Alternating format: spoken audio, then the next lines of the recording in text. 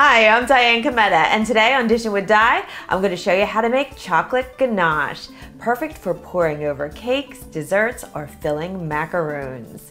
So let's get started on Dishin with Di.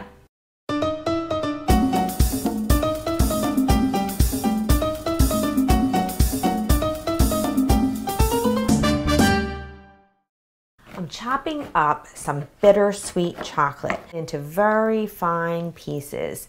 So that's what you need for this recipe, either semi-sweet or bittersweet chocolate or a combination of the two. The other things that you need are some heavy cream and a little bit of unsalted butter.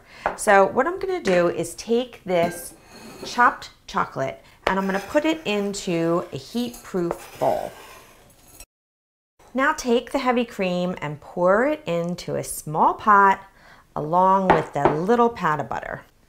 Now take the pot, put it on your stove on medium heat and give it a stir and heat that until it just comes to a boil. Now you can also put this into a heat-proof bowl and put it into your microwave and heat it up that way, but keep an eye on it so it doesn't bubble over.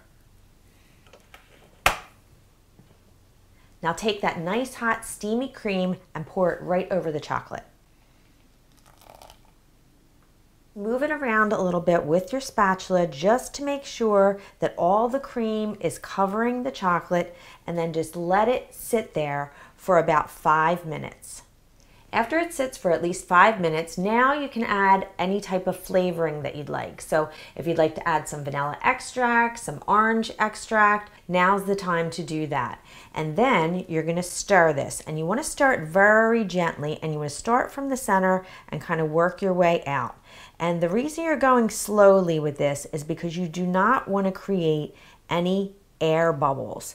This is supposed to be nice and smooth and silky, and the last thing you want is it to be all infiltrated with lots of bubbles. So go nice and slow, and at first it might not look like it's going to smooth out. There might still be a lot of pieces in it. So you just want to keep stirring until it becomes nice and smooth and silky.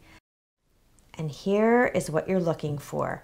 The mixture is nice and glossy and silky. Let this rest for a little while before you go ahead and pour it over a cake or any kind of dessert. Now, I also like to use this on my French macarons.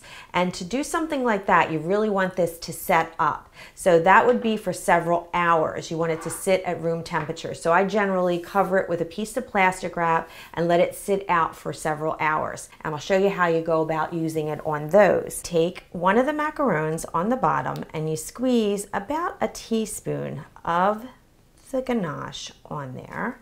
And then you take another macaron and you put that on top and squeeze it down, and you create this beautiful little cookie.